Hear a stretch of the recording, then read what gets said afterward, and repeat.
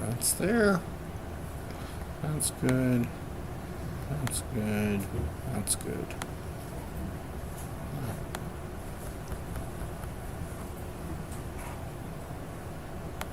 I think I'll be able to navigate these things.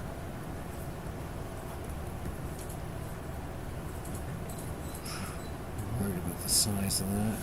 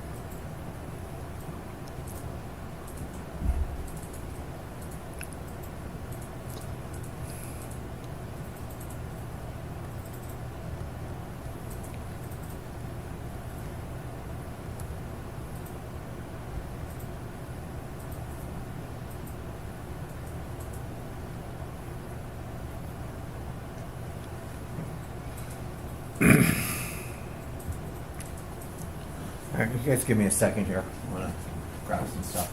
I'll be right back. And then we'll start. We're continuing with methods. And we're going to look at how we can use methods as libraries. So we had created a method earlier in the class. We're going to create another class and we're going to point it to the, what was it? We called it Max.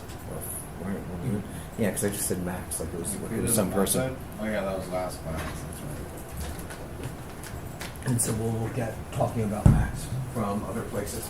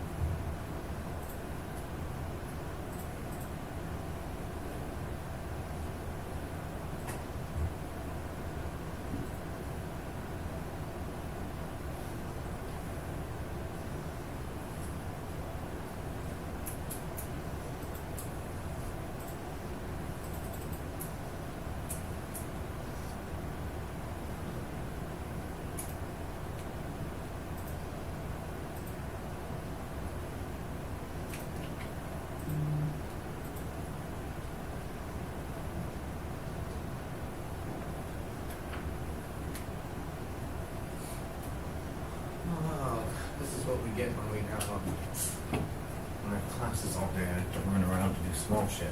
Sorry. All right. So we had created a method last time, and what I want to do is I want to look at the reuse of a method. So I'm going to come back over here and just get a little bit look at our friend Max here. Oh, it's supposed to snow tomorrow? Lovely. So Max was a method that we created inside of the class that we had. So here I had Max as defined as an integer and Max defined as a double. Oh, I remember. And we had put this inside of our class, which was test max. So we have this class called test max, and we had a main in it that we could run. Well, I'm going to create a completely separate class in chapter 6. So I'm going to come over here. We're going to make a new class. Now, this needs to be in the same package that we made Max in. So some of you guys have been using in-class programs, right? You've been using different. I've been using one for each chapter, right? I make a new package for each chapter. But some of you just have a package for what you're doing within class. So I am within my chapter 6 package, and I want to come over and I want to make a new class. And what we're going to do is we're going to call this external methods. No, not new. It is. And let me see here. There's cancel, new class. Finish. I have. Oh, I can look back here. Sorry, I've got my screen split a little bit, so I'm working on finding a way to get these all on one screen. Let me just finish here. Where did we go here? Finish. Come back over here.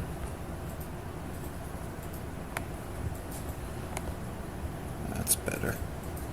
It's a little bit off the screen over here. All right, come back over here. And so what I want to do here is I'm going to just repeat what I did with Max before. Yeah, my So- computer's lagging. I am going to create an integer. Okay. Well, I'll leave this up. A equals 5 and an integer. I'm not going to ask for user input right now. I'm just going to borrow what I did before. B equals 7. And if I remember with test max, right, in test max, I had an integer version of it, and so I'm going to reference test max. So the class that I had it in was called test max.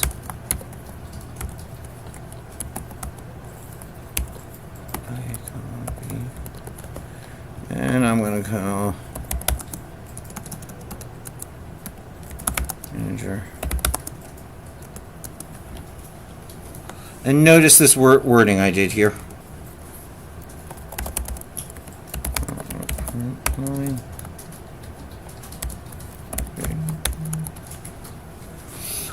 So, whoops. I can reference another class. As long as it's somewhere where my Java compiler can see it, I am referencing the class that's in my package. So in this main, I don't have Max. Max is back in this class. But I can run it from this other class by referencing. Notice the naming convention I'm using. I'm using the class where it is and the name of the method. Just like we do with math.pal, right? Java can see all the classes that are in the math, or all the methods that are in the math class. We reference the math class. Java finds it for us. Well, here I'm referencing one of my previous ones. Let me make sure my syntax is correct. So where did I go? Come back here. And it works. So you can start taking your code and things that you use often in a set of programs or amongst different programs, you can build classes to contain them all.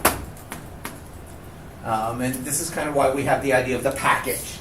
Because if you have the package, you can kind of if you have multiple programs that might need to run at different occasions, but they're going to access the same methods, you write all your methods in a class for those methods, and then you can put the programs in the package elsewhere. So it's a way of reusing code, and Java's pretty good at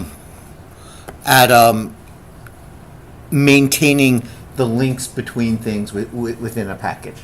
So here we have our method, but it's not within the class we're working with. We just have to point to the class that it came from. We okay with that? All right, it's some flexibility that we're going to add to things. All right, let me see if I can get this up front. Yeah. So that's what we mean by reusing methods from other classes. And this will become the mentality that you'll see, like, don't reinvent the wheel, don't write the same code over and over again. Yes? What was your last class? Can you go back to the Mac so I can take a quick picture? Yeah. Hold on. Come here, Mr. Max. Where are you? Why aren't you showing? Here we go. So we called it Test Max. And do you have everything down to result num2? Yeah. All right, let me go put result num2 at the top. There's two of them. Let's see, which one did you have? There. That one, yeah. Yep. So that's the end of the first method. We did it as an integer. Yep. Then we did it as a double here.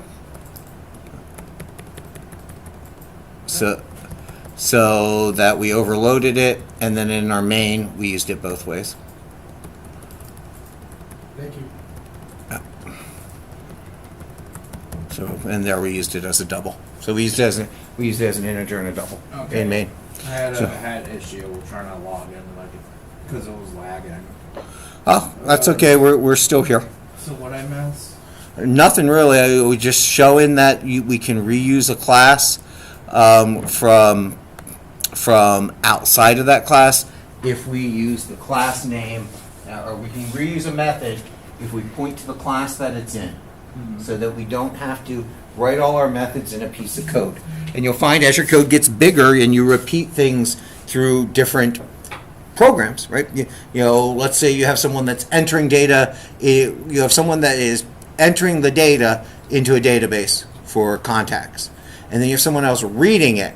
Well, how you read and display contact information will have similar functions, similar methods. So if you share the methods between the two parts of the application, you don't have to keep rewriting that code. So class can also become a container for code that your different programs use over and over again.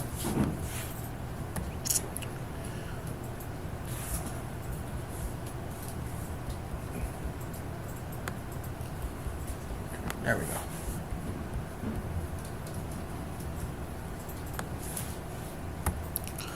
All right, so methods help us with not reusing code. Now, in our current method, we had that it was of a type integer or it was a type double. It had a return type.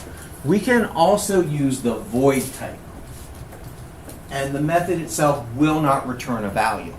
This is really good for common display, common write, where you don't need a value return for it. So if I have something that's going to display often, or it's going to write to a file, but I don't need a value return from that write, void is the proper method to use. So we're going to look at setting up a void method here. Let me, yay.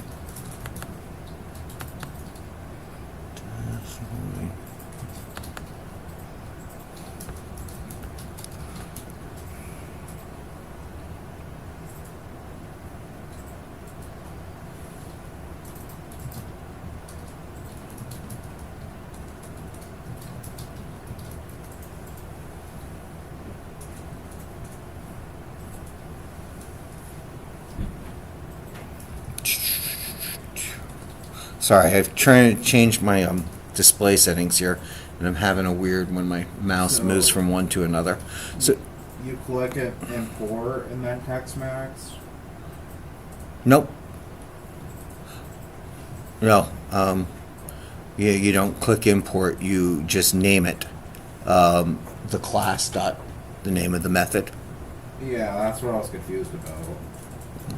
Right. We were not using any features in the IDE to pull it across. We use our naming convention. There's my cursor. There we go. Oh, okay. I just wasn't sure like what the key is to that you use. What you type. All right, so I want to focus on creating a void method now. So again, since we're testing things here, I'm just going to say that we're testing a void method. All right, I'm not giving any great names here for this stuff. And we'll come here.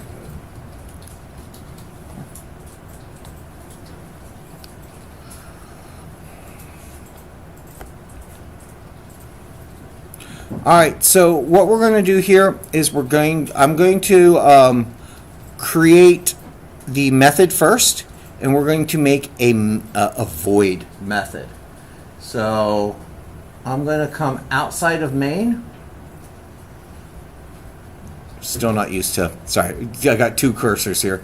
Please forgive me as I move back and forth between the two screens here. All right, so here.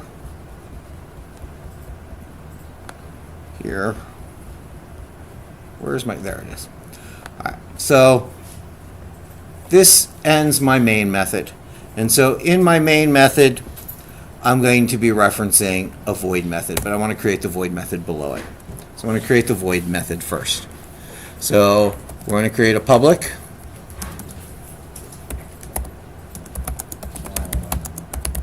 Void.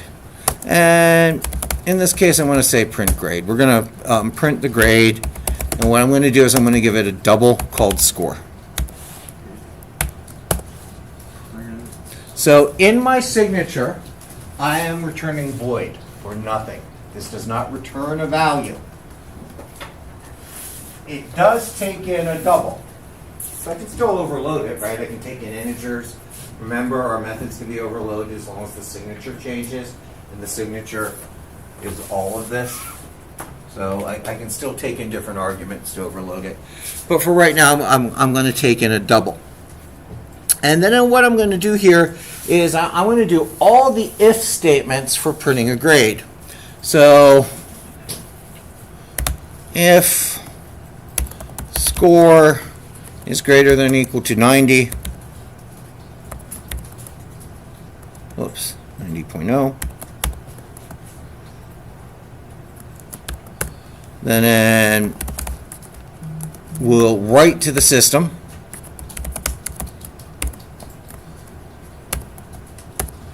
A.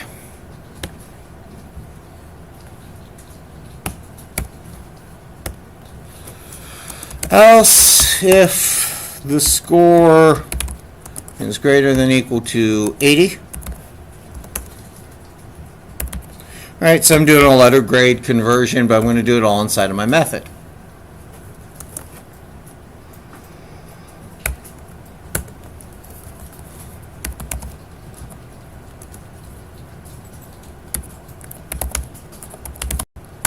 So I'm going to continue on filling in each of these here. Bear with me as I continuing on.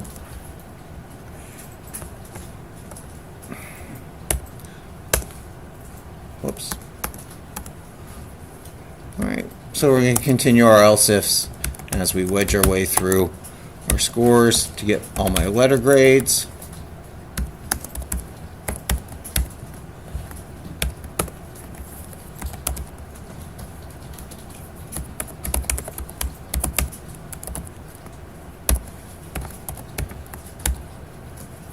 Whoops, not println, println. Son of a bitch.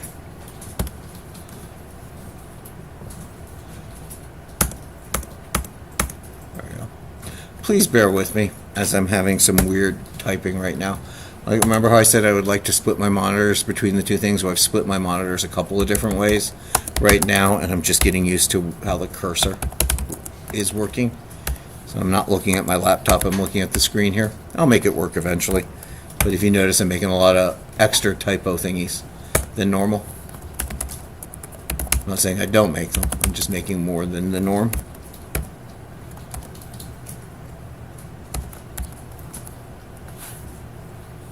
And what do I have to end it with here? An else, right? Because I don't need to do an else if, because I've bottomed out.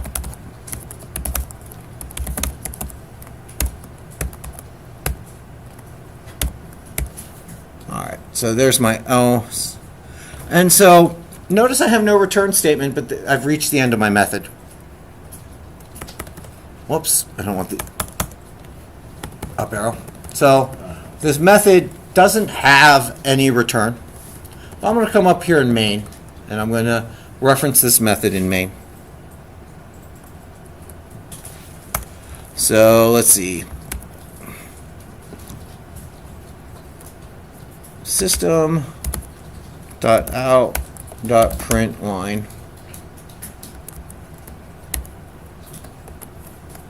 The grade is, I'm going to put a space. And now I'm going to call my new method, print grade. And I'm going to send it, how well do you think I did? Rate me out of 100. 92. Oh, you're too generous. 75. 90, we'll do a 92.3. We'll come back in. So this now references my my void method. And I get the up to the screen. Notice we've created something now that doesn't need to return a value. It can handle a whole set of sub-functions. If we look back at some of the programs we did where we're printing things to the screen repetitively, calling a function to do that whenever we need to can help tighten up our code.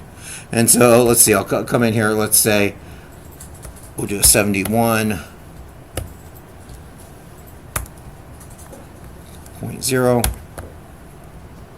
I'll run that one, and I get to see. So we've put the whole dealing with the screen for whatever the grade is into this method, and so now we don't have to have that in any of the code. You can do a whole bunch of like menuing systems, things where you might want to repeat. We think of the game that we played where we want to get certain value from people. We can take processing the value from the keyboard. We can take asking to enter something. We can make them void methods. We can make them return methods depending on what we need. But there's ability to take chunks of code that you can see running often. Right? If I had to work my way through like 50 grades and I needed to print out each one coming through, well, now I can put this into a for loop. And the for loop can deal with it. And any special formatting I need to do only needs to take place in the method. If I need to change the formatting of something, so if I saying that print grade, I need to do this all in lowercase, right? I could come in here and I could change the chars to lowercase. I could force lowercase. All right, you push all of your formatting. You force all the places where you're dealing with the one thing, which in this case is printing the letter grade. You push it into one place. So any change that you need to do to it can happen in one place. Does that make sense? We're doing methods, and that void methods in their own right give us things where we don't have to worry about them calculating a value. All right, so that's our void methods. All right.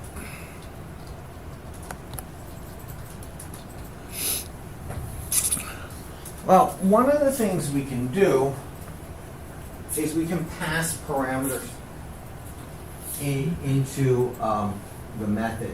And we've already been passing in integers or doubles, but the methods themselves can take different things. So here, let's read this code.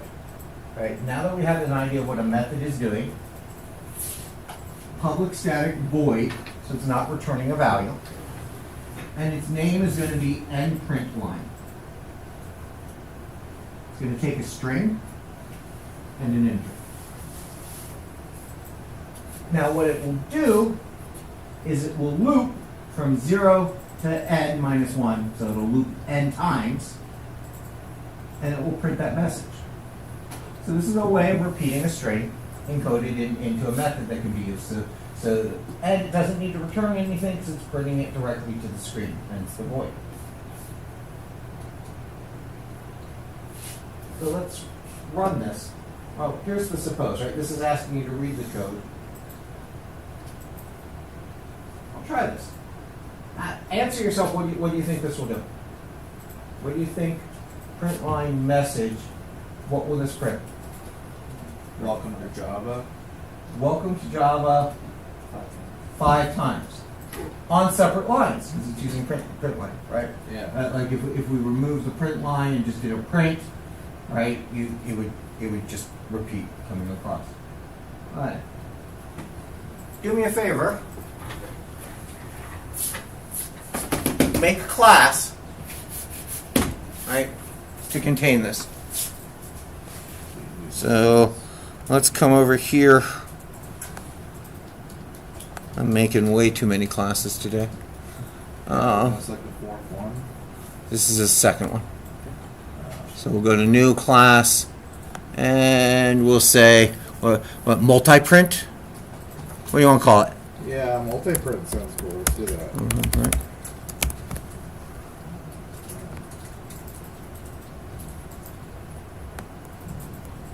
What I want you to do is I want you to take this. I want you to put this into multi-print. You put it outside of main. You either put it before or after main. So create this in multi-print. And then make multi-print do these. In the main, answer these questions.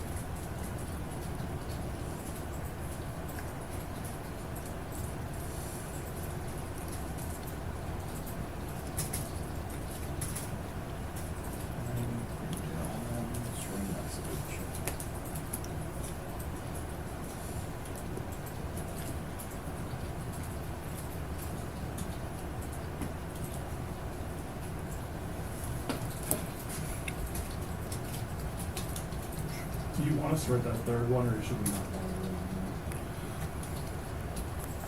Well, why wouldn't you write it? that? Well, because it needs a string, then an integer, and that's an integer, then a string. So what do you think it's going to do? Not work.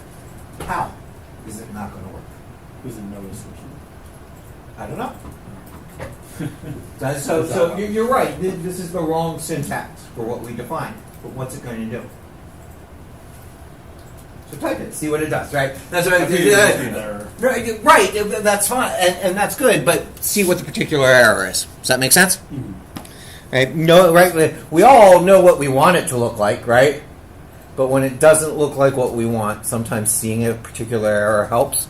So I'm going to try to catch up with you guys here. Where is my...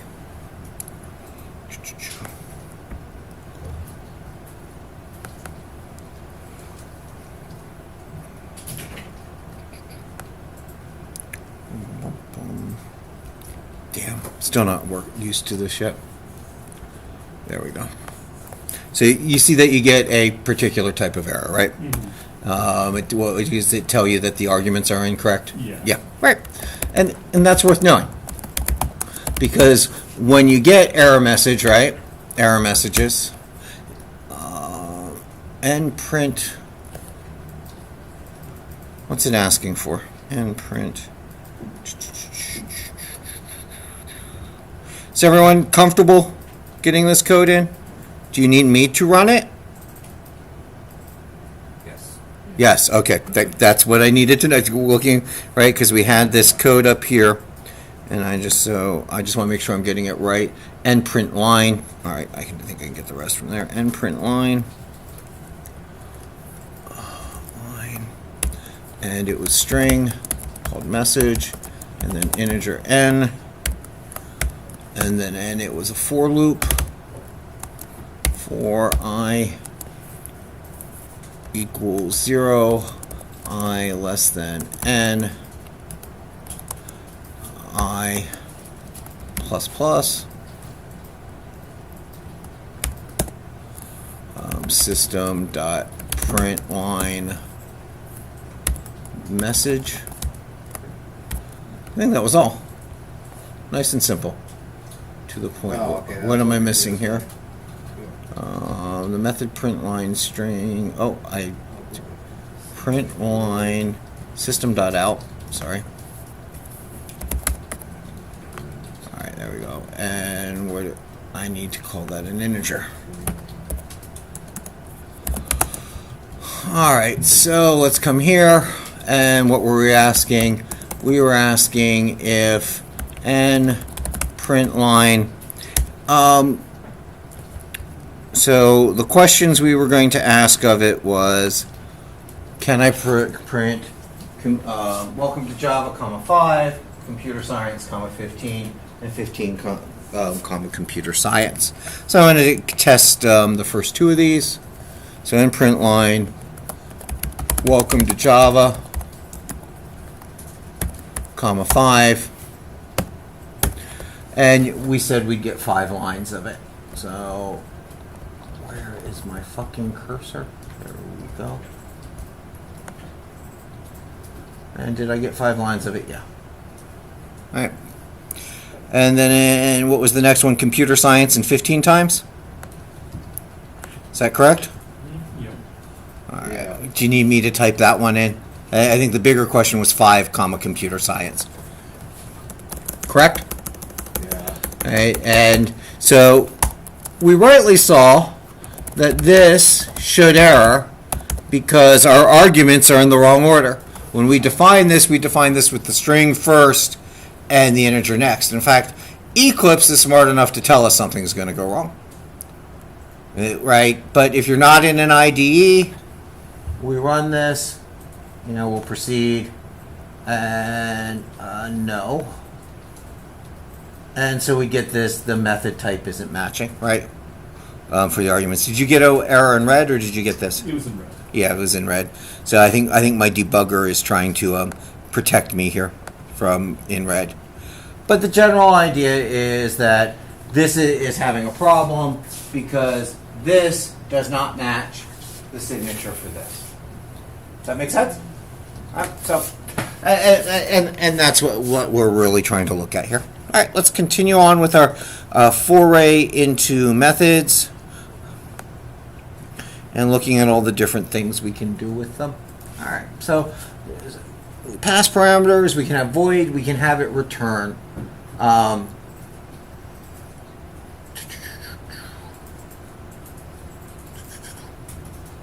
Let's see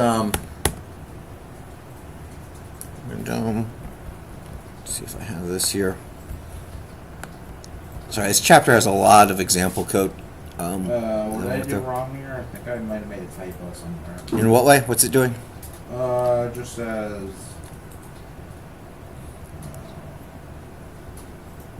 method endprint ln int string is undefined for type multiprime.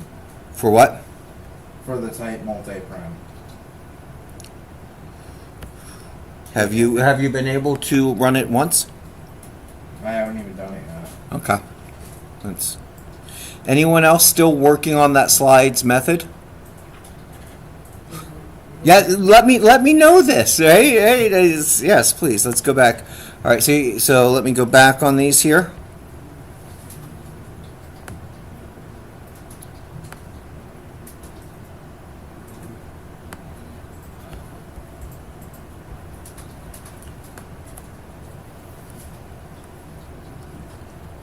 Here. So this is the method that you want in Eclipse, and these were the things we wanted to run. Now I'm going to bring my particular version of this up here.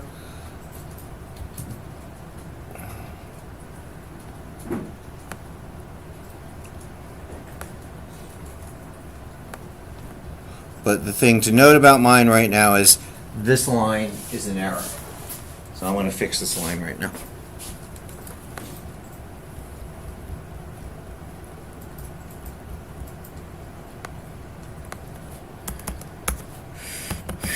And I'm only going to make it print out twice because I have limited screen space here.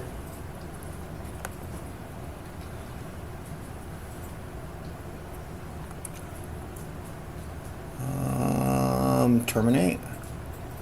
Let's restart. There we go. Because of the error I had before in debug mode. Okay. So I'll leave this up here. What you need in your multi-print is outside of main, you need this void method. And then inside of main, you need to call it. Oh, I see what I did wrong. There's a typo here. Only runs it once. Yeah, it does. Because you didn't put the fork. Yeah.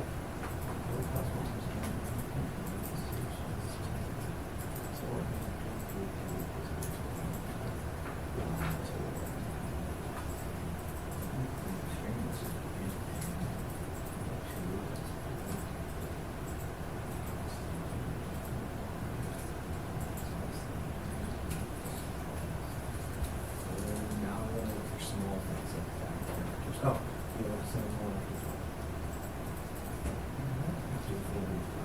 Semicolon goes inside.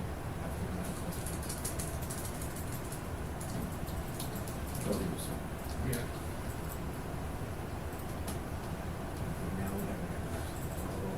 Oh no, it doesn't matter.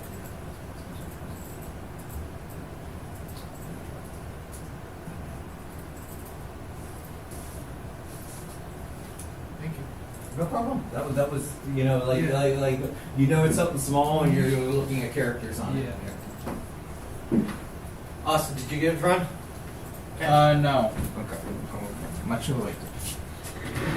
Computer Science 5, so we get an error up there. I'll be over in a second. Okay. So n print out n, that's right. For line is right. That ends the for statement. That ends that. Go with static void main and print out n. Computer Science 25 is highly overflow. This is better something small. No, any of those. I'll just go back. Yeah, you're good. Click on the white screen. Just put your mouse over it. Don't click on it. So multiple markers of this science cannot be resolved to a variable. Okay. Here's computer science. So it's reading. So somewhere it's not reading that string properly. So let me see what's happening here. It's almost like there's an open quote anywhere. So I would delete both quotes. No, just the quotes. This one. Both of them. The one before computer science and the one after. Oh, okay. No, retype it. That's fine. Oh, I see. Quote, comma.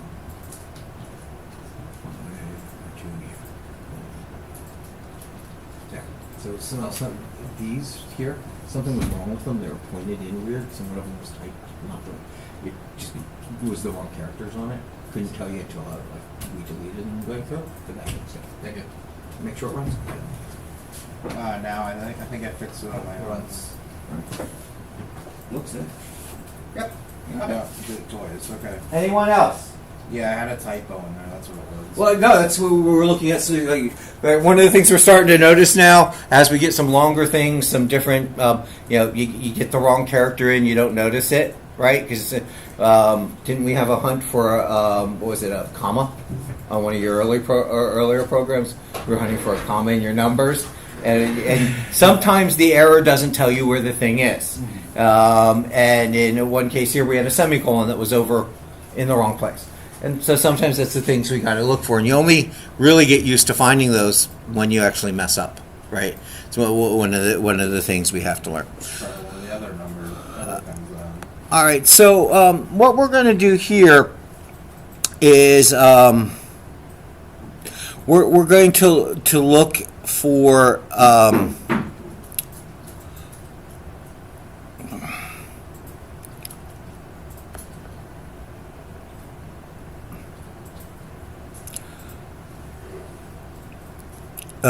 kind of how we can pass something by value. So let's look at this is really I'm gonna put the code up. It's example code from the book, and we're gonna look at what it does. It's not on the slide. The slide references it, so I'm gonna make another program in here, another class.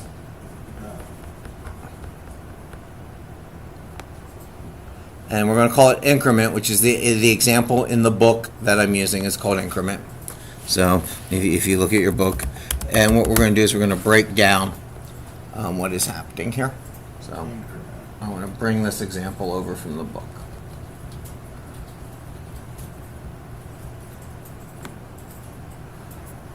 If you ever get a chance to work with multiple monitors where your cursor flips over to something like a big screen like this, and you like if you see me looking around, I'm like, you're so used to just like slowly moving it, and I'll move it here and it like zaps across the screen. So if you see me sometimes going like that, it's kind of trippy right now.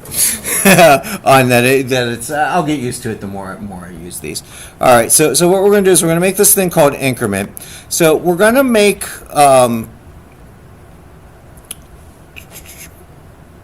I want to put the method down below main, just because your book does that in a lot of these. Again, I want these to look like the book. So we're going to make a void, and we're going to call this thing increment, and we're going to give it some integer n. And we're going to increase n by 1.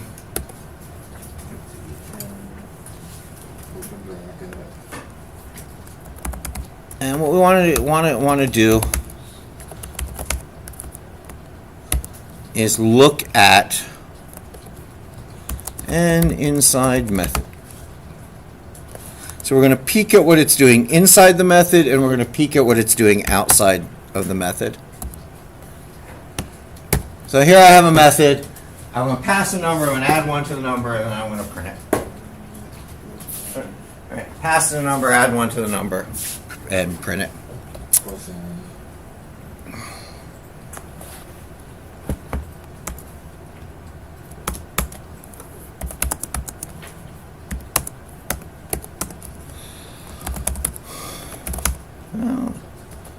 So, number before.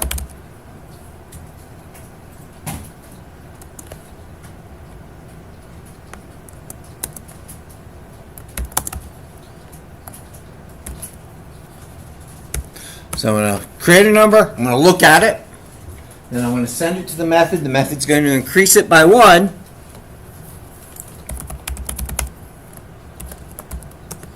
And then in my number after.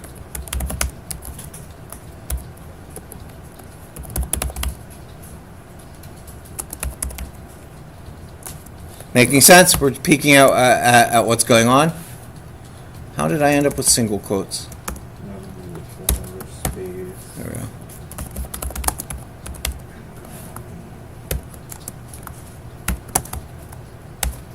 Plus X. Oh.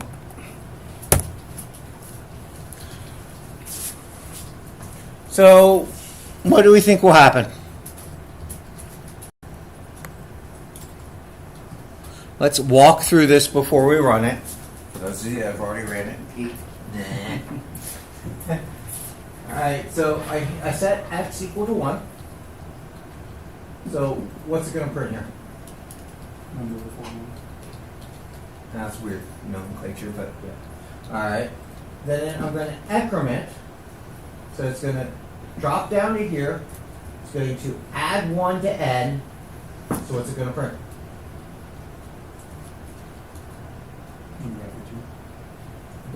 No. And inside method.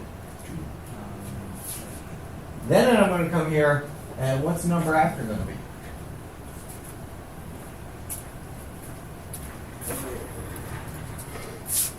Any guesses? Or who has already run it? Because they were going really quick. All right, you don't answer.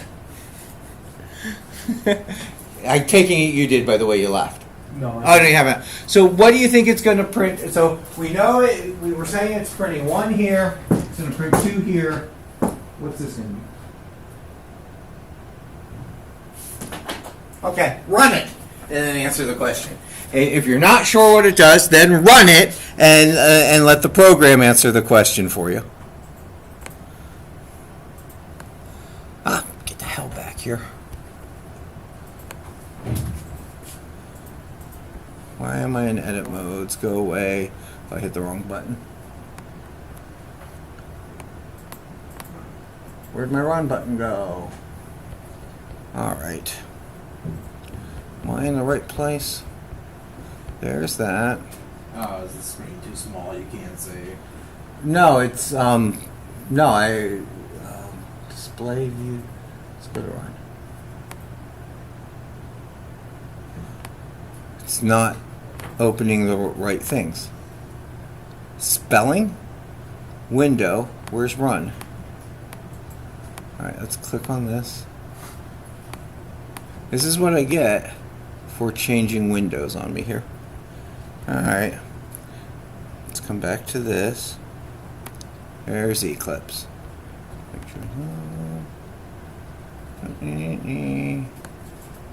There we go. So 1. We did nothing to change x.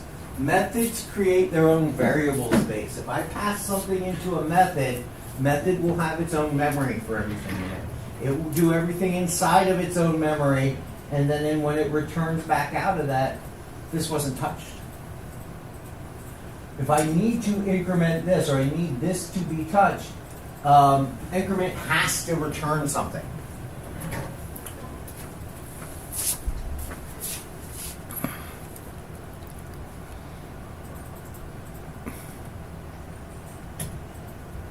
So let's see if we can get a return out of this.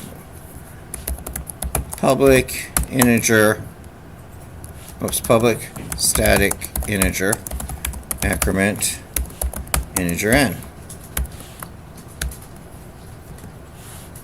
N plus plus return n. Public static integer increment. But here I have a problem. These really have the same signatures going on. Yeah. Alright. So I've got to choose what this is doing. Alright. So if you have void methods, you lose the ability to get returns from them. Now, let's how could we make these two things work the same? Get rid of void. I want to get rid of void, but I also want to have the ability for void to work, right? Yeah. Well, this means this is going to return an integer value. So I want to comment out the void.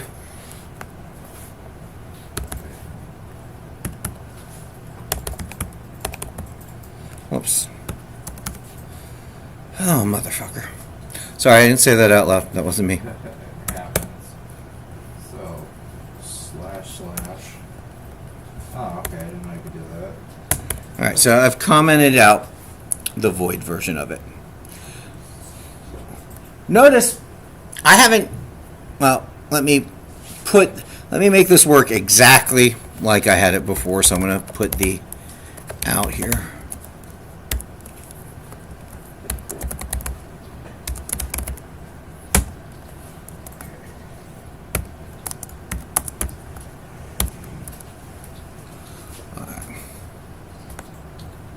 Notice I've got the exact same behavior when I run this. This is doing something different. This is returning a numerical value. Void wasn't. Does that make sense? Right? This is it. And here's where the difference was. Up here, when I call increment, it's returning a value. I don't have it going anywhere. I could come back, and if I say x equals increment, I'm going to update my x value. Does that make sense?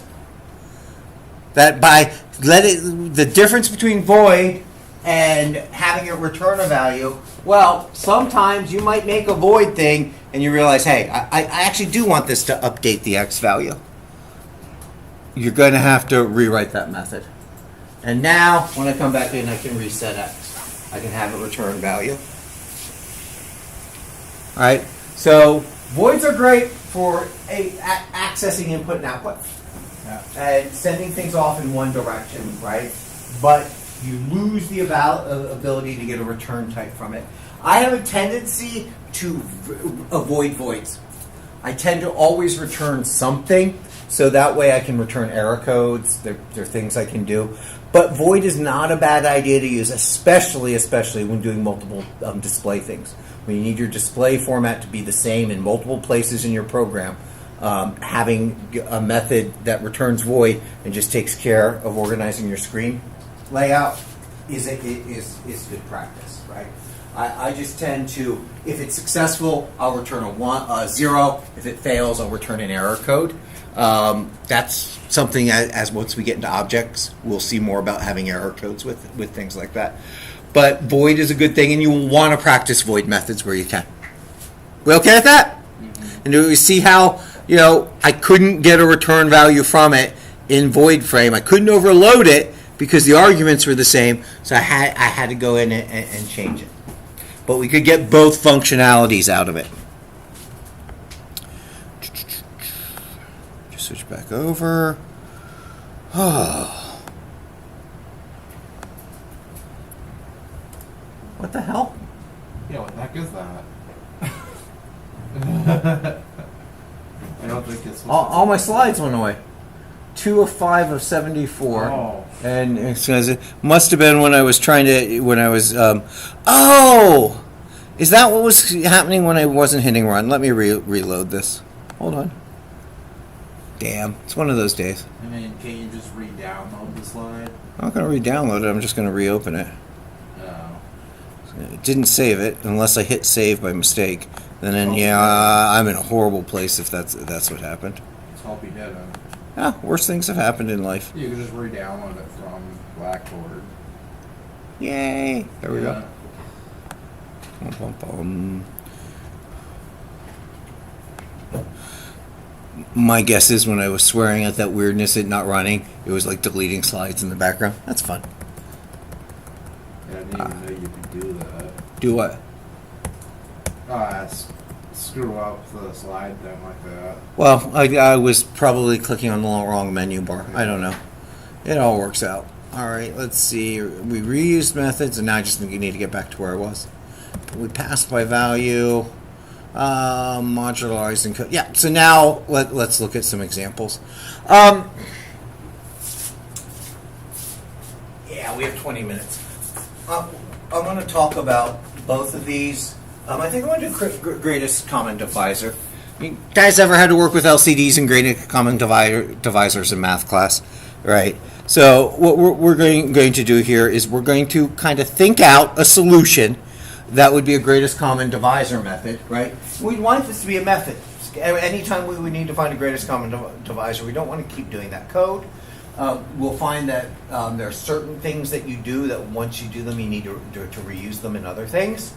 So it's good to have, you know, a GCD, greatest common divisor method. Computers make it nice to do greatest common divisors or some mathematical things with integers because we have that modulus function. We can divide and see if we get a remainder, right? Right, when we use that percent sign for division, right, 6 modulus 4 is going to give me a 0. Or, no, I'm sorry, it's going to give me a remainder of 2. Guys, remember what I'm talking about? N modulus 2, right, gives me the remainder divided by 2. So if this equals 0, then my number is even. If it equals 1, my number is odd. Right, because modulus division can do that. Well, I can do the same thing, n modulus 3, and I can go through a list of numbers and find numbers that are divisible by 3. Oh, okay. Right? Because if this equals 0, it's divisible by 3. If it equals 1, it has a remainder of 1. If it equals 2, it has a remainder of 2. And so when I do this modulus function, I get these collection of remainders on it. And so I know when the remainder is 0, whatever I was dividing by was divisible by that thing. And we're looking for a greatest common divisor. We have some ideas that we can use in here. All right, so what do I want if I think of a greatest common divisor between numbers? So let's see. Well, let's take an example of greatest common divisor. I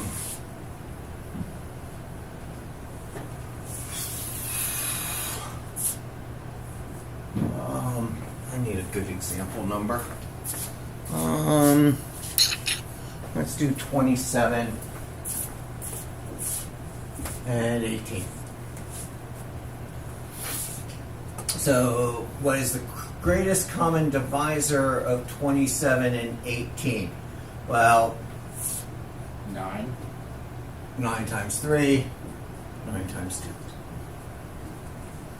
So we have to find some way of collecting those. Well, what if we did 60 and 30?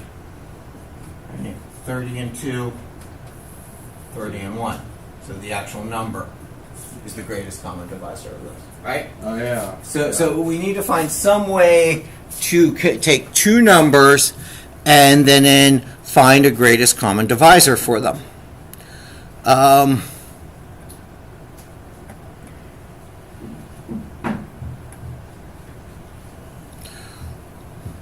right, so if I have two numbers, well, what did we do? We have this problem being human that we look for patterns, right? We're not doing an AI version of this, right? We're not doing pattern techniques or, no neural network. We don't have, the computer going in and just dividing by every possible number and then keeping patterns out of it. Right? If I wanted to program an AI to do this, I would have the AI do the algorithm we're going to do over and over and over again. And what's the thing that you should start to realize? 27 was divisible by 9. Isn't that the thing that was kind of inning in the back of your head? Yeah. Right. You've dealt with this number enough.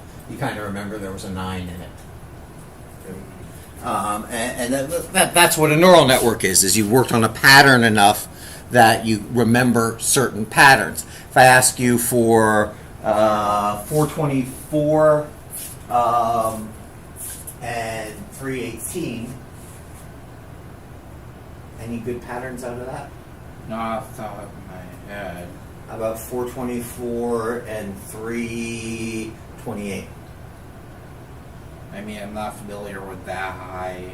Right. That's numbers, right. So we have to kind of think programmatically about these.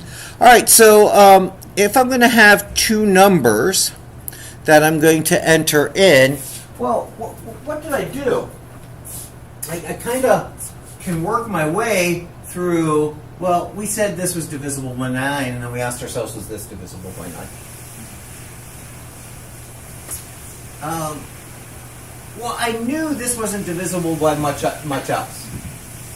That's my so. Well, let's say, is this divisible by 10? Is this divisible by 11? So, well, is this divisible by 1? Yes, it is. Is this divisible by 1? Yes. So, 1 is the greatest common divisor when I first look at it. And I'll go, hey, is this divisible by 2? No. Is this divisible by 2? Yeah, but it doesn't matter, right? They're not sharing 2 because this doesn't have it. I could kind of work my way through every number from 1 to 27 and 1 to 18 and find the ones that are the same. Yeah. Does that make sense? So we kind of want to work our way from one number to the other number. Isn't 1 technically the greatest common divisor for everything over? That's the over least. 0? I mean, least. I mean, yeah. Yeah, not greatest. Yeah. You said greatest. Technically, Yeah, I it's didn't the mean to least. say that, yeah. Everything you can factor out of 1. So Yeah. much so that we don't write factors of 1 coming up. Yeah, because it's pointless. Not necessarily. Sometimes it's useful. Especially when I write 1 like 3 over 3. Yeah. Then I can change my denominator on a fraction. Yeah. Simplify. We can use multiplying by 1 to change form. Just like we can use adding to 0 to change form. It's just having different forms of zeros and ones. But for us here right now, I guess we want to kind of work our way through all possible divisors. Right, I could go through all the ones. Right, what I was doing here, 1, 2, 3, 4, 5, 6, 7, 8, until I no longer was within these. Is that okay? Right, so I'm going to have some number that I'm going to call my greatest common divisor, and we'll call it K. And we'll start at equaling 1, because we know at least 1 will be for both of these. And what I want to do is I want to keep going until K doesn't matter anymore. So when does that happen? Well, we'll make a while loop. And we'll say K is less than or equal to, what am I going to call them? I guess I'll call it number 1 and number 2. Right, will be my integers coming in. So when I was going through this one, right, when I was going through these, I could do 1, hey, that's a common denominator, 2, that's common, 3, that's common, 4, this one's not divisible by 4. Look at 5, they're both divisible by 5. So I could work my way up, 1, 2, 3, 4, 5, until all of a sudden, once I hit 30, I'm done. Because 31 isn't a divisor, right?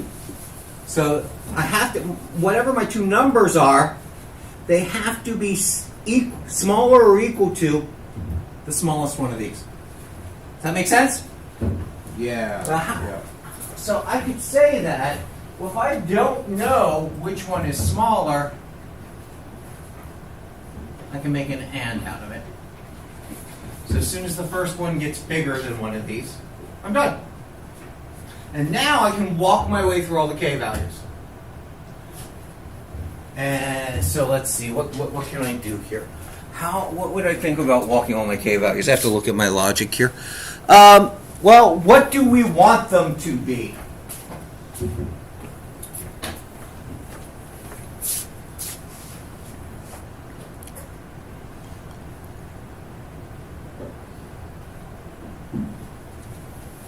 What do we want them to be?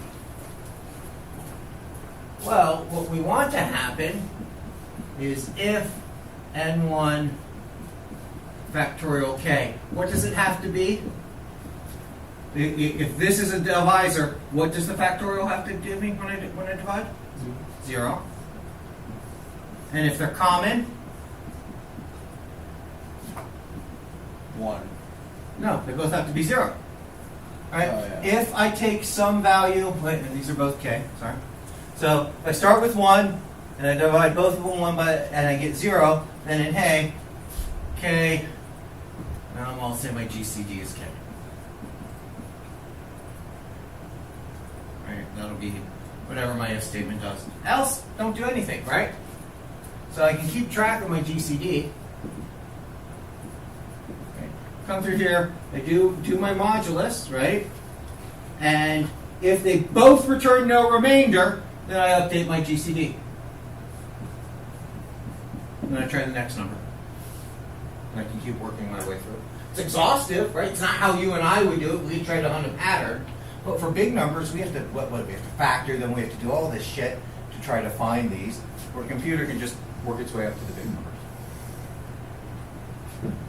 numbers. Let's try that. Does that make sense? And what this can do here is this can give us a piece of code that we can use to find a GCD. So let's see here. Let's make our GCD code. Told you today, yeah, we got 15 minutes. Today would be the day of many classes. But I want to show the usability of methods.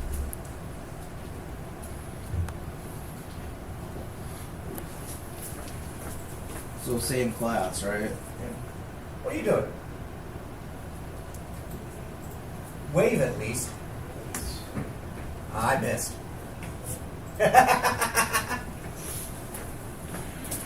Sorry, I have to make fun of like the two people I only see like once a week because I'm always in a class. So, sorry. So we'll go to new class, and I don't want to call this GCD because we might add some more methods to it. So let's just say math tricks for right now. We all right with that? Yep, sure. Good. You guys are very generous with my stupid names for things. You are very, very generous on that. All right, so what I'm going to do here is we're going to look at the method for our greatest common denominator. So public static, and we're going to return an integer, right? Because this thing is an integer that we're asking for. And I'm going to call it GCD, and I'm going to need to give it integer number 1 and integer number 2.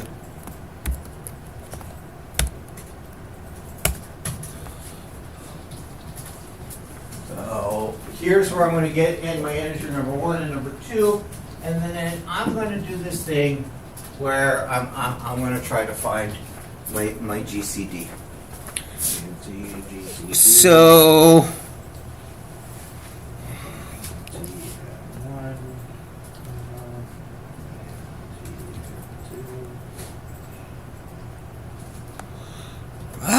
keep hitting, sorry, cursor problems. So I'm going to have an integer called GCD, and I'm going to set it to 1 because we know 1 is, as Austin said, always the smallest GCD. Yeah. And then I'm going to have my guess for the next one also equal 1. And I could start at 2 if I wanted to, but I'm going to make this. All said and done, I'm going to return GCD. So what I need to do in the middle is I need to check my values. So the first thing I'm going to do is while my guess is less than and equal to the first number, and whoops, bad typing day. My guess is less than or equal to the second number. I'm going to look. Remember, if my guess goes above one of the numbers, it will not be divisible. So we make this our gatekeeping here. We check what our guess is versus the numbers, and guess is going to be the thing that we're going to increase while we can. And so now I just need to check, is it evenly divisible by the guess for both of them?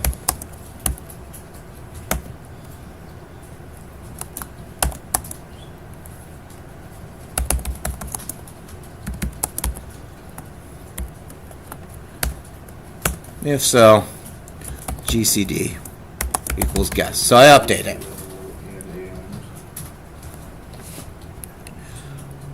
Percent.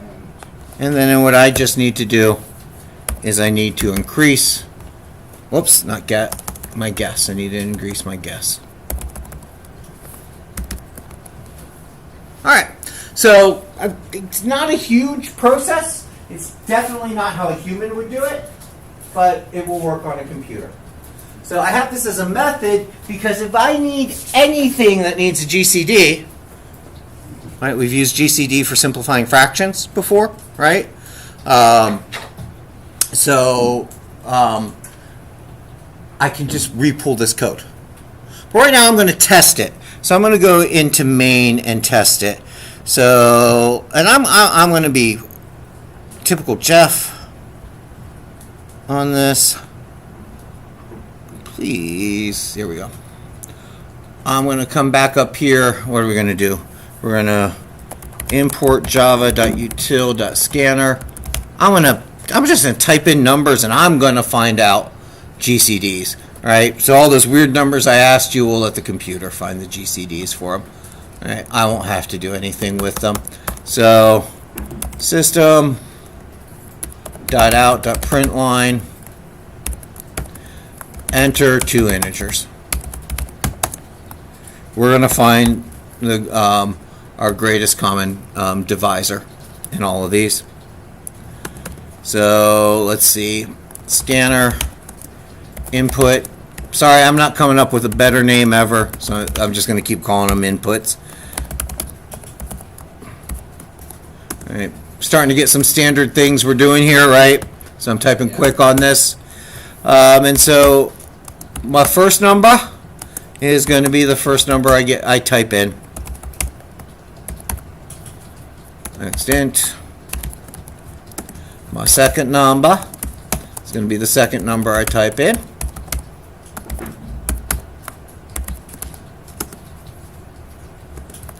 And so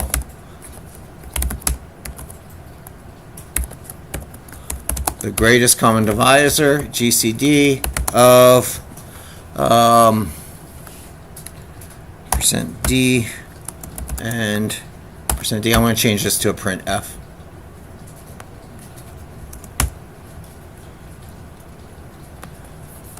Is %d. So notice I put 3 placeholders here.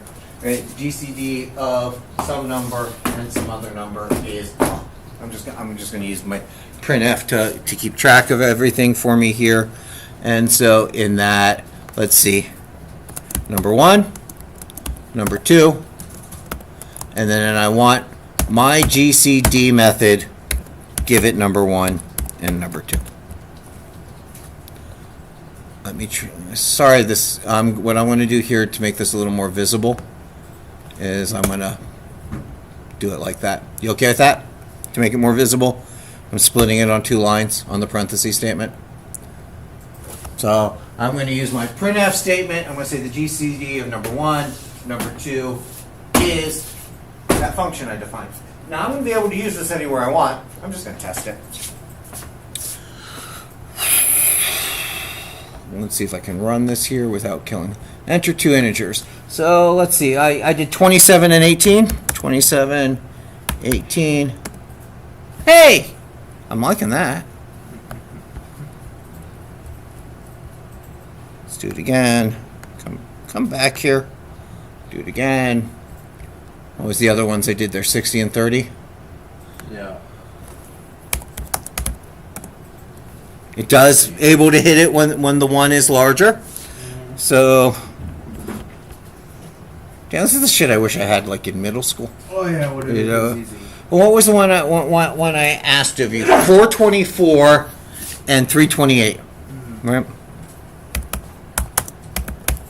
All right, isn't that the one I asked and we're like, what the hell? Yeah, 8. I knew it had to be some multiple of 4 because 424 is divisible by 4 and 328 is divisible by 4. 8. Yeah.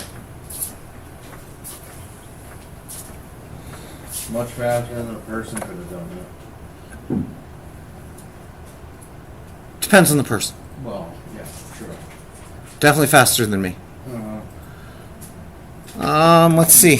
What would be an interesting number? All right. We'll leave this here. Keep reading. Look at the example methods in here. They use this then to help find a prime number. And prime numbers are really hard because prime numbers aren't divisible by anything but 1. And does anyone understand the importance of primes in computer science? Do you know why primes are important? Primes are really hard to predict what the next prime is. Yeah. They come in weird prime pairs, but all of your encryption, so when you have HTTPS encryption, bank encryption, tend to use very, very large prime numbers in pairs, multiplied pairs. You make some number where you multiply 2 extremely large prime numbers by each other. So there's mathematicians have worked for ages for ways of predicting primes. But in computer cryptography, we tend to use primes to make our encryption keys. Right? Bitcoin, right? Is this blockchain of encryption that's making bigger and bigger numbers, sharing computer resources as an encryption protocol, and so it keeps encrypting itself and encrypting itself. The idea is, if you, hey, how you doing, guys? If you found a way, sorry, the pigeons just flew up and stared at him. If you find a way to quickly find primes, you could break most security encryption. So, and one of the things you will find is primes are a good example of a thing we can do on a computer that it just takes longer and longer and longer and longer to do. Right? You saw that with the pi thing. We didn't get a good value of that pi. Right? Yeah. If we put pi into a loop, you need hundreds and hundreds of thousands of loops to even get it close to pi. But primes will come across. So we'll use GCD with primes a little bit. If I remember correctly, a prime number is every number that's divisible by itself in 1, and that's it. Only, right. So this would, anything that has a GCD, which I call GDC because I'm dyslexic today, that would only have a GCD of 1 is prime. So I could loop through a list of numbers, run this, and when it was ever 1, it would be prime. But they get further apart. There's weird gaps in them, and each time this number gets bigger, right? Because this has a loop here. You know, like 1, 3, 5, 7. 47, yeah. Because this has a loop in it, that is limited by the largest number that you're looking at, right? So if I'm looking for something that has a GCD of 1, that has always the only thing that it's divisible by is 1, then I have to loop larger and larger and larger and larger and larger through this, right? If I need to find all the primes between 1 and 100, it has to check 1 against 2 against itself, 3 against itself. So each number has to then loop through each number.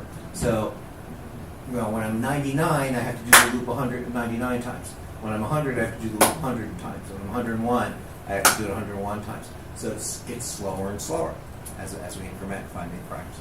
And I'm trying to think. I think primes right now are somewhere around 128-bit encryption levels. So what was 64-bit? Like 2 times 10 to the 30th. So imagine looping through, each one of those. It just takes forever. And there are other techniques for finding primes. There are mathematical formulas that find primes really, really. They can tell you what the next prime is, but doing the formula always has some repetitive step on it that takes a while. What is it? A $1.5 million prize? 1910. Hilbert put together 7 mathematical challenges, and the one was finding a pattern for primes because it's called the the zeta Riemann function. Looks like there's this function. Looks like if we solve it, we'll get something you plug in, and it'll tell you what the nth prime is quickly. No one's been able to solve it for 115 years with like 1.5 or 7 problems proposed in 1910. They were called millennial problems. We were supposed to solve them by 2000. 2 of them weren't solved. The other 5 were. So they've come up with 7 more for the next century. Do you ever want to, go crazy, spend your whole life trying to find out certain things? Primes and chaos of fluids are the 2 unsolved ones for about 100 110 years. Do you think anybody ever will? Yeah. I mean, there's the one thing that you might be able to do, if it's true, is to prove that it's not doable. Yeah. That's the one problem right now with the prime problem, is most of the proofs do not look like it's impossible. They actually look like it's possible, but the path to finding it doesn't seem to be in the mathematics we have.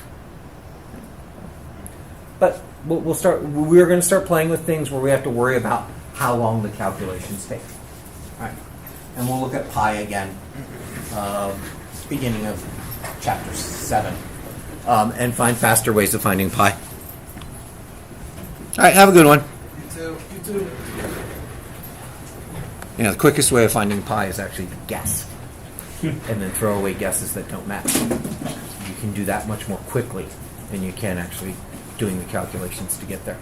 So I actually had a question on one of the. I know it was supposed to be turned in already. Dude, don't worry about I that think- shit. Don't worry about that shit. I think Just I do the missed shit. the class where I missed one class where I was like, I think I missed. Is it character values and ASCII values? Well, am I supposed to actually like write out a conversion between them, or was there like a function I missed on one day? Or, No, so you would write a program that allows the user to Which integrate. I have the bare. Let me pull it up. I have like the bare bones. Like I have, like blah blah blah. I also you can have to do a string, right? There's no input for a character. I thought there was next Is there? in car equals trigger and next CH. Capital. Yeah. Why aren't you getting input on next chart? I thought it did next chart.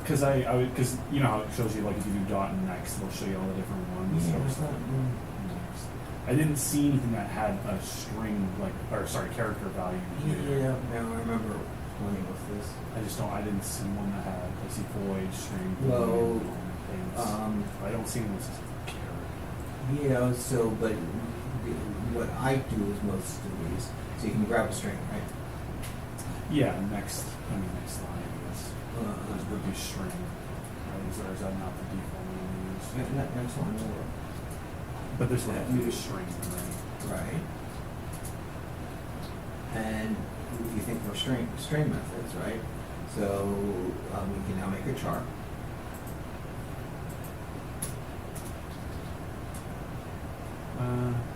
There, I made that one character. Yeah. So, well, how about you call this like input string, and then call that character.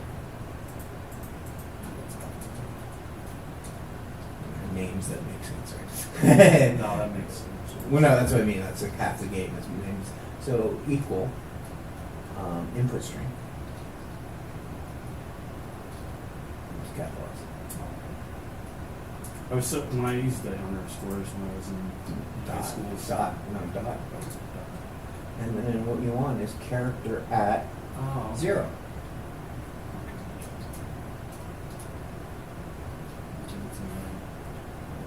Did you misspell the content? You're good. So try, that should be able to get you that. So try that. See if you can enter it.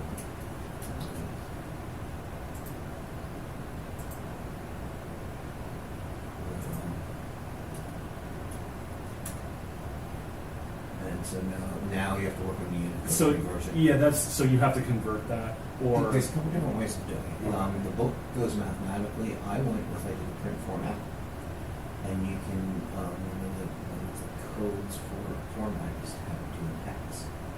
oh, there's an actual code for it. Yeah. So if Okay. you do a printf, which I'm right now, So and so you're going to put, I think it's %H. Space. oh yeah, in the quotations. Capital or lower? Try lower, Okay. and then comma, Or after, right after the comma. character. Because that's a number right now. So try that, see what that does. And then you might just need to format it a little bit. Is Yeah. that correct? No, it's in Unicode value. That looks So like, it's would it be plus? try A again. How many is this? How many? Well, that's what we're gonna get it to do the right format in a second. But you're right. It's just try A again. Just that's Lowercase a. it's 61. Try capital A. I think it's 54. It's 32. It's 32. That's looking right. So, So somewhere- you don't have a physical copy of the text. I think I have the slides up. Yeah. Or no, they're probably right. You don't have a copy of the textbook yet? I do, but it's like I have to log into Pearson right now. And that would slow everything down. Because And the website is I think Yeah, there's well, like one of them right on the. There's a chart that tells you. It's like yeah, and I know there's a chart at the end of the chapter, but they did an example number on here. There's a whole thing because I remember looking at it. I was like, this isn't helping. What's that chart? I looked at it like, oh, is this? Yeah, no, this is not chart. Just the right one. This is chapter 4. I was on chapter 2. That's right. And there was format down at the bottom. So formatting output for that. Oh, you know what you're looking for? I think it's all the way at the top. Right there, just so Unicode somewhere. There it is.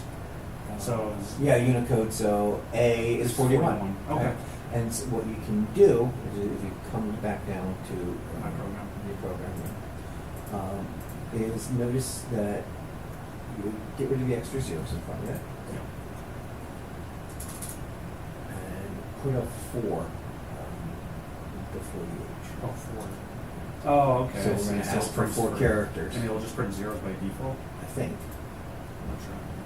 Try it again. So you know Was it should upper? be- Upper default. Yeah. It's all. No, so it did blank. So I know I got this to work using that 4H. Try, go back to your, try capital H. Capitalization.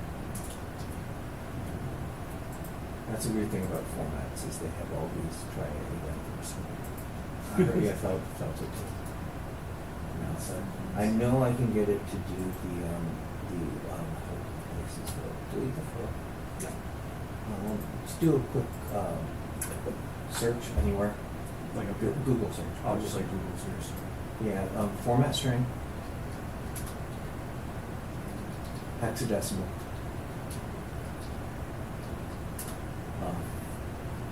multiple digits, just type in digits. Yeah, anything with digits. So string format for hex, these are all the same. They'll use the same thing. I'm looking at everybody's file. God, I hate people answer stupid things. Keep going. String format x0. Go back. Yeah, it might be x for hex, not h. So. No. Go back on the search. Oh my bad. No. You're bad. Don't go back. Scroll down. Hexadecimal string format. 8 bits.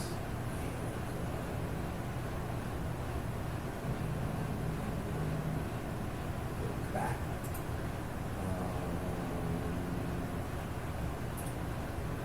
Format string. Format. So I'm looking for anything with format string. Type in print F at the end. Print F format. It's so much better. So let's see. Scroll down. So there we go. So Percent 0 for- for X, okay. but X, not the H works too, but the percent 0 for But that's just how you specifically get and X. Yeah, then and that's going to tell me 4. Oop. Oh, it didn't like the X. Let's see here. So I should have made X. So try the H again. Maybe that's just maybe it's like Python or something. Nice. No, it doesn't like the 0.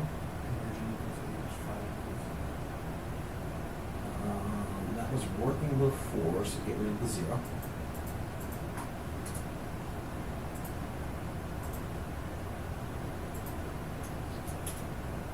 Alright, okay. If I just try 4x. No, that one. Try. Go back and that's doing C format string. So go back to your search, back one. Had this working, and just type Java. That's all. Auto format. Yeah, there we go. Because there is a 2 hex integer to hex string. It's something that you can do.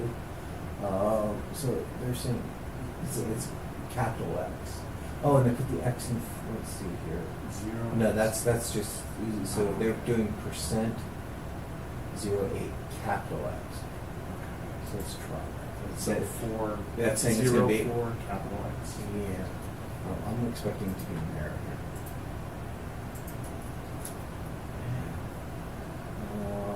The Unicode value for character exception for the next general language, try just change it to H. We had a 04 before, right? Capital H, yeah. Try that.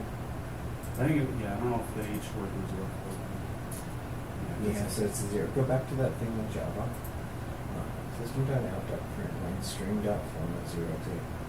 This works with this method. You can print along 8 bits. That's what I'm looking for. You can use string format to format an integer as a hex string. That's what I asked for there. Scroll down. That is pound zeros. You can make it the total with 8. The 1 is converted to hex for you. The above line gives 0, 0, 0. So, make it a 0 in front. Yeah, they just do 0 X, so it curves 0 X. Here's the formatted class. Why did it stop working? They're using string.format. So try that. Instead of using and this might be the difference between printf and string.format. So some more to printf. So system out of that. So, check. How do I do this? I know we're just doing something small. No worries. So,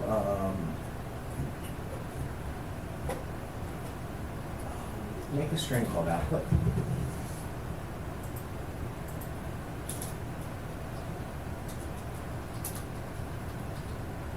Output. I like that.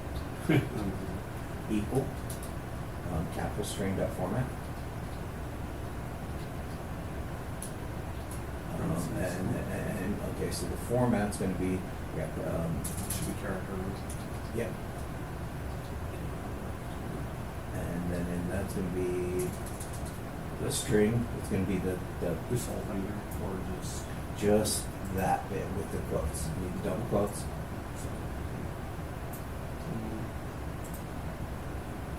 And then get rid of everything. Okay, well, okay. Now you want to print out. So, well, you want to print string. You want to print output, right? Right, yeah, print out. That doesn't even print out anymore, right? Right, it can be a print line. I really want to look at mine. But Press try. I think we're gonna get the same error, but we might. Alright, so conversion equals H, flags equals 0. Still So not it's- about the 0 for no, I don't think it's the flags equals 0. So go back to the Java thread. So they're saying X. It works with that. So try X. X. capital or lower. Capital Y. And see if we get the same error. Expecting we're going to get the same error. Here. Okay, so X not equal Java dot language character. And notice how it's printing a lowercase one. So it's actually converting. So go back to the Java actor here. Print the integer value of string s equals string dot format.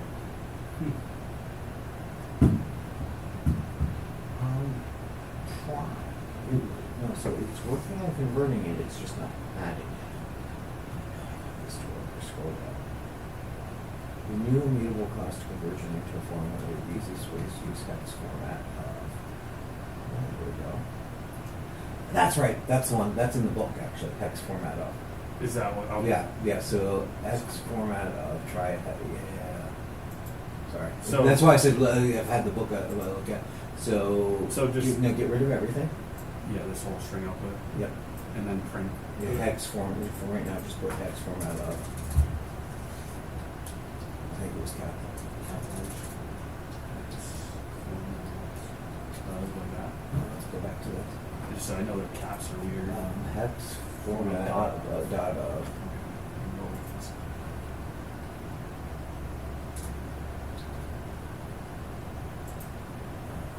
And carry space. No, not in there. Look at it again. Let's look at the format they're asking for. So hex 00, hex format of two hex digits. So, okay, yeah. So, Okay. I got you. I thought those were two separate things.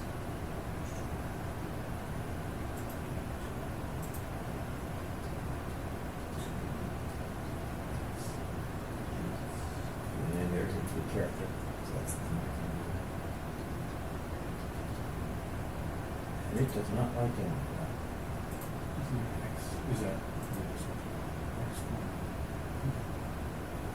There's a new and mutable dedicated version into It's because I made it a string. Nope, it's not even string here. Right idea. Next one that can be resolved. Okay, good. Let's go back. Maybe that was the variable. No, I know the two hex digit thing works. So, but let's try just the two hex digits. So let's get. So just delete hex format. Let's try. I've never seen this in that. It's one of the books. Yeah, I could log into Pearson. No. This is fun for me.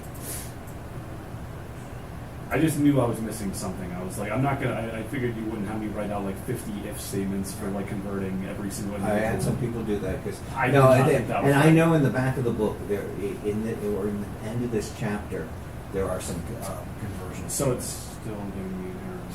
It's saying it's undefined. For the type program create.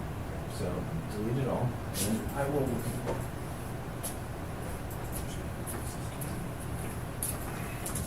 Because there, in chapter 4, we have some conversion methods.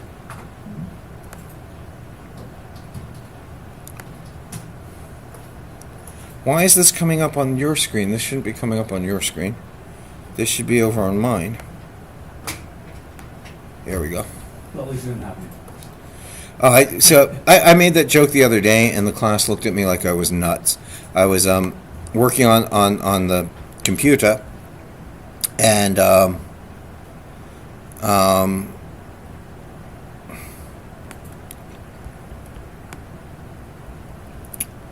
screen was all gibberish, and I was talking because I was looking at my screen, and I'm like, guys, you didn't tell me the screen was all gibberish. I have to go back and retell you what was there. What if my porn would have come up? Would you have told me? And then they were like, and I'm like, seriously, I don't have any porn. It's okay. It's happened to other people before, so. Yeah, I get. Well, and I worked very early in an internet company, so I'm really desensitized to porn. Like, we had the most websites in the world in '99 and 2000, and 80% of them were porn. We had one guy that would call up waiting until he got a female representative, and then he would ask her to help him with his website. And it was videos of him. Yeah, right? You're like, wow. But now people do that on the phone all the time. It's like, so I'm completely desensitized to it. Let me get to my Pearson. I worked at Hanford. I worked in the billing department. About 5 years ago, we saw a guy that would call, and if I answered the phone, he would hang up right away. But if a woman answered the phone, he'd start like making like sexual comments. Like, Yep. He'd be like talking about like salami or pepperoni or. Oh, so he wouldn't be like outright. So like all bad meat puns. Pretty much like innuendos where he could be like, no, I didn't mean it like that, you know. But he would hang up right away if a dude answered the phone. It was really weird. I don't know how people spend their time like that. So when you come to that question in general, it's really because people are crazy. Oh, I know. Something you find out when you get older. Yes, I think the thing that got me as I got older is I don't feel any more mature than I was at 17. I actually feel less in control, and I look around, and most of the people in charge of things or around me are worse. Like, I honestly expected like you would grow up and it would all get it makes sense and people in control actually deserve to be there. Nope. Oh, fucking Pearson, page unresponsive. I got the book right here. Okay. I couldn't remember how to get to the you need the specific Pearson link, but I bookmarked it. So Yeah, well, I don't know which one. okay, so go to the end of chapter 4 and formatting console output. See if they have it here. So here we start looking at the percent %F. And so that's what I'm trying to do is you can do a percent and then a precision, and it has that for hex. Yeah, there. Well, you just Oh, is it? Boolean, the character, decimal, floating point. All right, so that's. Keep scrolling down. There's some more functions in here around strings. So here they give examples. Hex has the same thing, but I don't think it was in this book particularly. It was in, but there is in the mathematical functions a conversion. It might be at the end of the book too. So they don't use the hex here. All right, go to character type operations. Unicode, ASCII code, in here. Yeah. Yeah, that's the.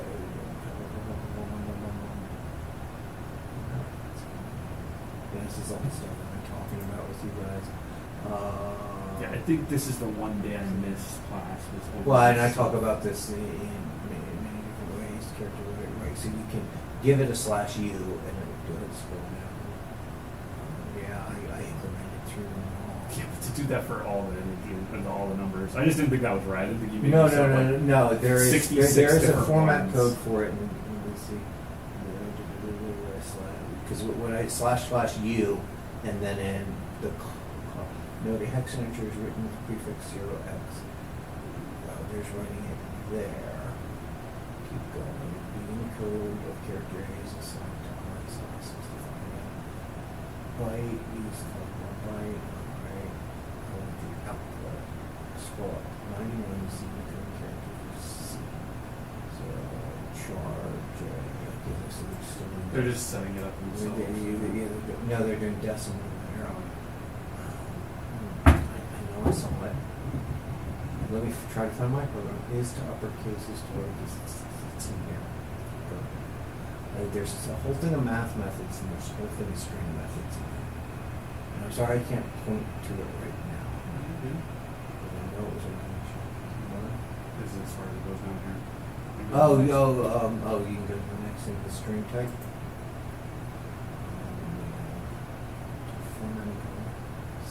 Somewhere there is a number conversion.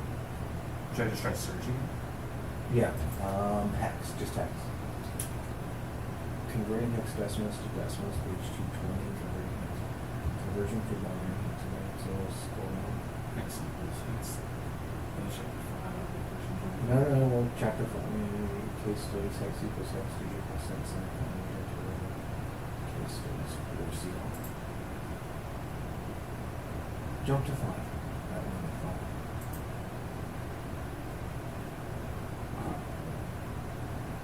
They just slid me down. Really good. Wait, sure hex decimal. Oh, so it's actually writing the code to do this. That's just how to actually calculate it. Yeah. I didn't know if that's what we were supposed to do either. No, I didn't want this, but it just does it for you. I know usually it makes you write it out, then it goes, also you can use this. Yeah, and That's what we'll just awesome.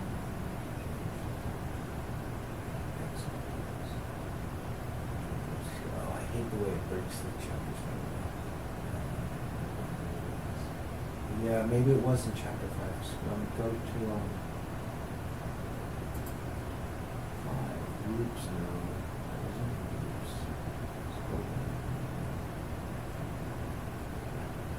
Can you scroll all the way to the end to the appendices? Alright, so let's see. Keywords and reserved words and ASCII character set on greater present general special flavor for values and number systems will start there. That's the weird thing. Math conversions to that one. Hexadecimal one? Yeah. So this is just a calculation. So I thought there are methods for this. Okay, go back over here, up, Java keywords and reserved words. Okay. I know I have this somewhere here because I remember writing it. Let me find my code. Yeah, no. Because what I did is I wrote something that went from 0 to 1 and printed them all out. Like I said, I didn't think the solution would be to write 56 different statements where I Well, my biggest problem with all of this is I'm at the point where I'm working with enough computer languages where I just, do you see me? I'll start typing in and I get, wait, that's Fortran. Oh, wait, that's, and I it's good and bad. So I'm a big fan of test char. Let's see, was it that one? Nope. Strange characters, char letter input math.pow. Oh, yeah, there it is. Yeah, 0 4x. that's yeah, in string.format. Oh, I had to make sure I cast it as an integer. Is that why? Yeah, I know. I'm sorry, man. No, it's all good. And I was thinking of that right before because one of those examples had an integer in it.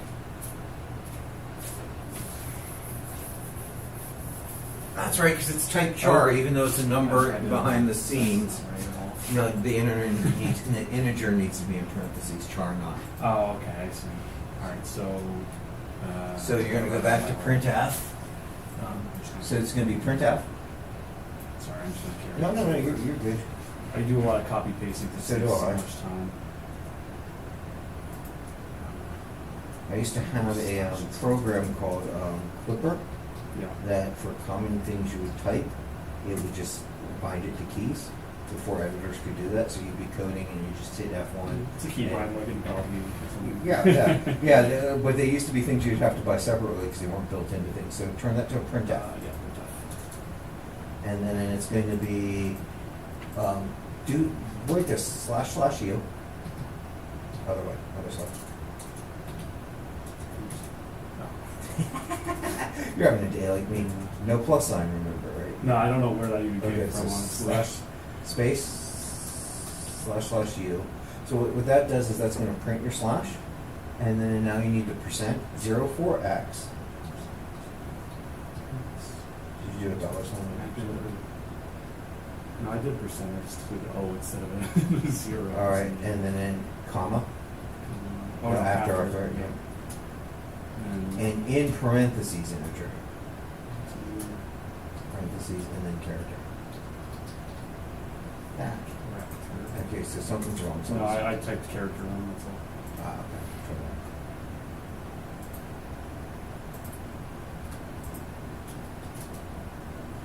There you go. Okay. Sweet. But so notice the double slash. Slash is a special character. It lets you like you can do a slash n to do a new line. So slash. So if you want to print a slash, you have to slash slash. Slash is its special character, and so now you can get it to look exactly like what you would type in on it.